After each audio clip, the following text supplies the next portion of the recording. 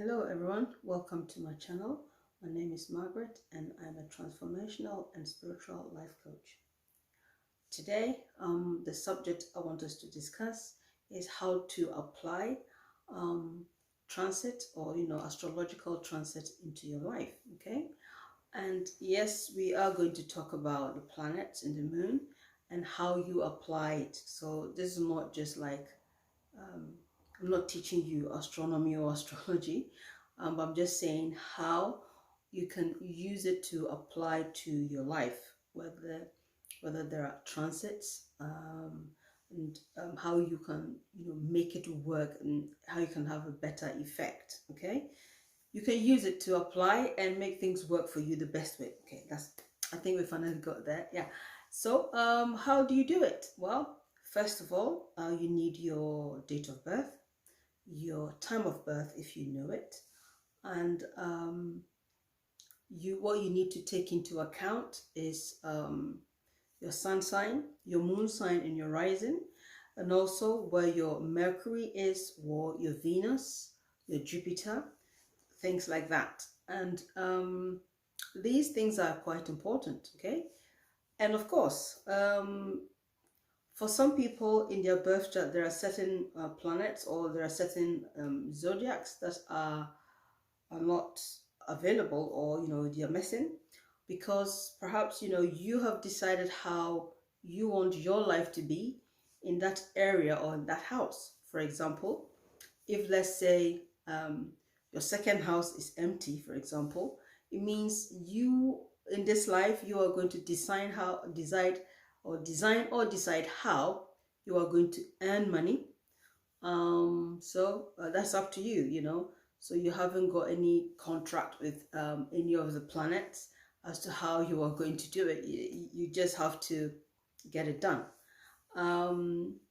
But it doesn't mean that the planet that rules the second house doesn't affect you. It will still affect you. But I feel that those who have empty houses or empty houses, you pretty much have like you have a clean canvas to decide how that area of your life goes. It's pretty much in your own hands. And for some people it's already destined. You have planned it how you want to, how you're going to deal with your karmas, and how you're going to go through astrology through this life. So for example, if your second house or the third house, for example, is, let's say, Gemini rules the third house anyway, I'm just using as an example. And if, let's say, there's a Gemini transit, because it rules the third house and your closest neighborhood, that includes your brothers, your sisters, your siblings, your cousins, and things like that. You can literally, for example, if let's say, well, we've just entered Gemini season, okay, and when it is Gemini season, for example, once Mercury or Gemini is active in a very positive way, I feel this is the right time for you to use this transit to connect to your immediate family, your brothers and sisters, your cousins, anyone who you consider your immediate family. But I feel it has more to do with those you are, you're really connected to in terms of family. And yeah, and your neighborhood, obviously, close travels and things like that. You could use your your birth chart, to let these things work for you. So during that time, but it could also be that any time, whether Gemini is, for example, maybe full moon in Gemini. What does that mean? It could also mean that time for you to communicate. So it depends on where Gemini is having the full moon, or how it is transiting, or full moon, half moon, beginning, all that. You could use all that in terms of how you communicate, in terms of how you relate to your neighborhood and your cousins. And I feel if you want to do anything that you feel can benefit you yourself and your cousins and your brothers and sisters, why not? I feel this is the best time for you to connect. If you want to create something between you and your siblings, this will be the right time for you to use that transit to create something positive, okay? Because you will have the best of Mercury to do that. Also, if, for example, you want to negotiate something, and also depending where your Mercury is, because Mercury rules Gemini, depending on where your Mercury is situated. Let's say if your Mercury, for example, is in either Virgo or Gemini, because I'm saying that because Mercury rules Virgo and Gemini, this could be a very good time for you to go into, it could be a business partnership, because Gemini has the duality, okay? And Mercury is also making decisions and contracts. So yes, this could be the right time where you could use this transition or this transit to create something positive. It gives you like you are in your best your best mind. Your mind is much clearer. For example, I'm just saying, if your Mercury is in Virgo, okay, because Mercury is going to give you all the best, because you are Mercury's baby if you are Virgo or Gemini. But if you're not Virgo or Gemini and you have your Mercury, because if Mercury is in Gemini and Virgo, of course you are going to have the best of the best. So when it is transiting, that is the best time to ask Mercury, or you can look into your birth chart and see where your Mercury, or your Mercury is transiting, and use that for what it is, okay? Yeah, I feel that that is best, especially when it comes to communication and your siblings, because I feel during Gemini season, or anytime there is a Gemini transit, okay, I tend to be more close to my siblings, whether I like it or not. I start looking for them, whether I like it or not. I'm just looking, like, gradually, and looking for them before even Gemini season. But I think around that time, and I feel around that time, I'm at my best, and I want to find out what they're doing. I want to find out how I can help them. I want to know what they are up to. And I feel the communication is much smoother. They're always in their best mood. And yeah, it does work. So for me, that's how I use transit, or astrological transits to enhance my life. Okay, you can use that to avoid certain things, especially if you have, let's say, Uranus and Mars are transiting. That's the time that these are planets that can cause accidents. So all planets have got their challenging and inspiring side. I don't think it is negative, because everything has a negative and a positive. It doesn't mean that it's bad. Sometimes negative things may happen, but it may turn out to be positive. So I don't necessarily look at the word negative as a bad thing anymore, because before I used to look at it that way. I just look at it as it's an obstacle. And even in astrology, all the feminines are feminine signs are negative, and all the male zodiac signs are positive. Why do they do that? I haven't got a clue. But that's how it works. So you have to have the negative and the positive working together. So for me, I look at it as challenging and inspiring. So yeah, Uranus have got the side where it's quite slow, but all of a sudden things can just jump. So you just have to see where Uranus falls in your birth chart, and where it is transiting, or which aspect, or how it is transiting for you in this particular month or whatever.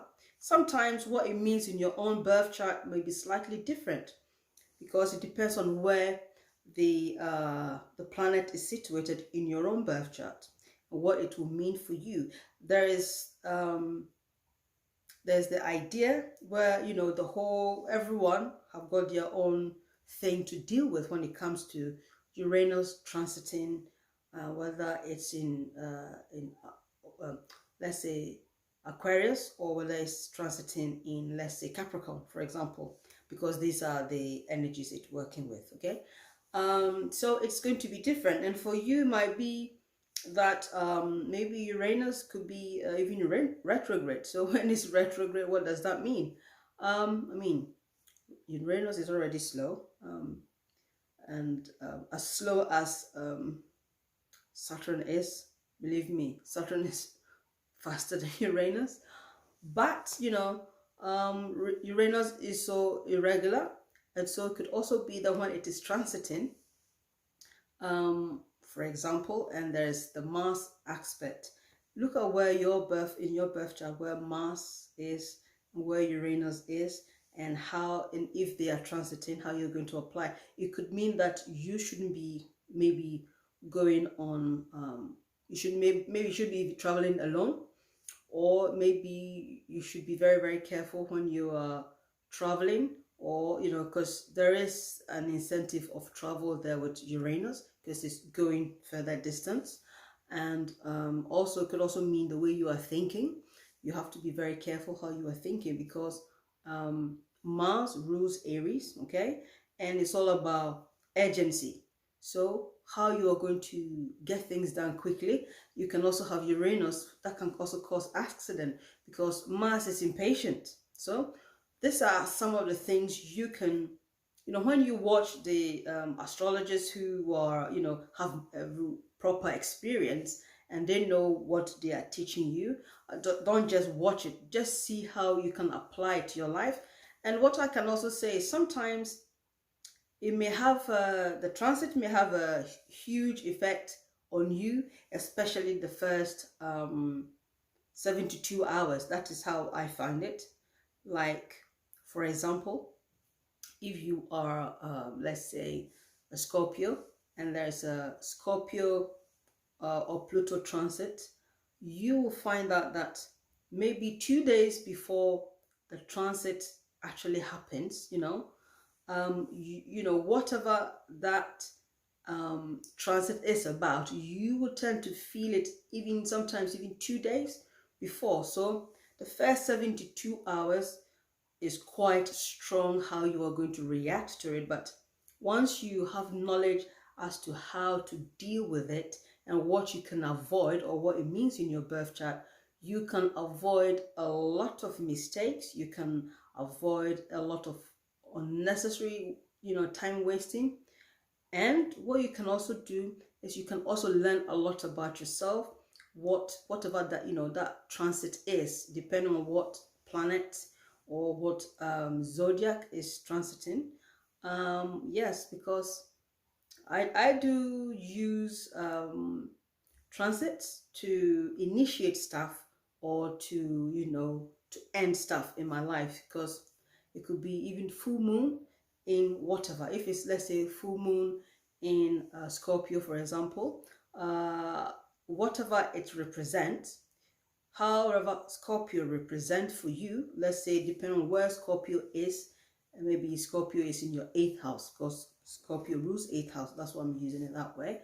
It could be that certain things to do with dead situations, dead emotional situations that you are holding on to. The full moon can help you get rid of that.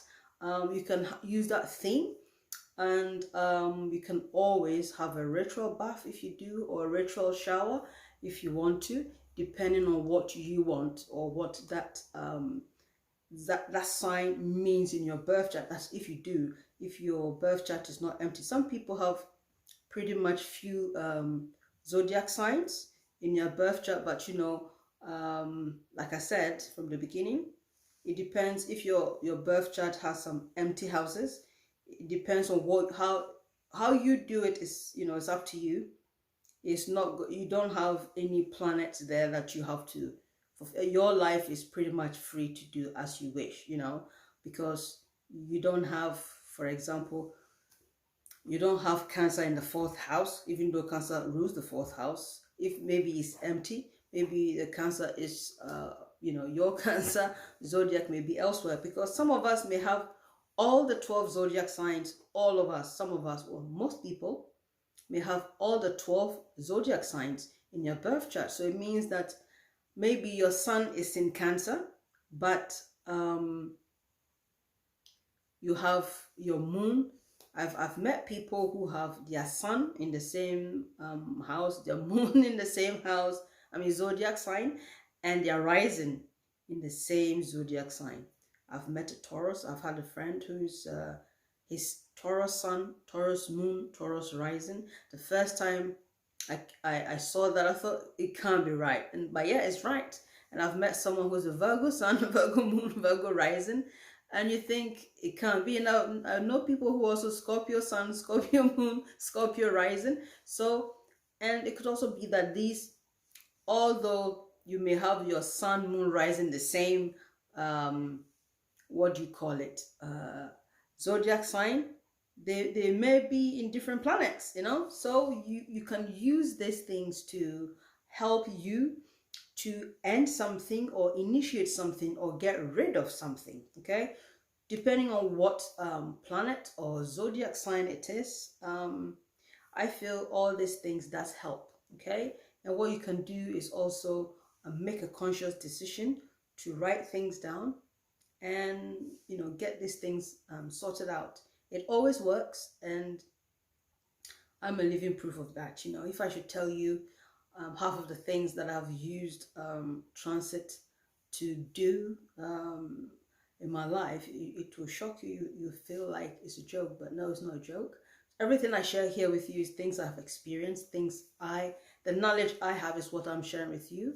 And yes, so I hope this has been insightful for you.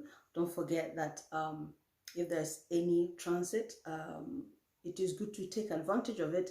And yeah, I also wanted to say sometimes the first 72 hours is quite important, but you can see that as time goes on, within 6 months, everything will start to make clear. So it's always good to write things down, and then you can reflect 6 months back. You are like, oh, 6 months ago, this is what I wanted to do. I've achieved it. You all need to all you need to do is set your mind to it and let the universe lead you. But I know that this works. You can always use astrological transits to help you navigate your life and avoid unnecessary situations. And also it helps you to know what to expect and what not to expect. So it doesn't matter how things go, you are more prepared as to how you will sort yourself out during that time, and what you should avoid. Okay, so all these things are important, so I thought it would be interesting to share this with you. And I will leave the subject here, and please feel free to comment, like, share, and just subscribe. And next time I will bring you another subject that I'm sure that you are going to enjoy. I wish you all the best, and take care for now.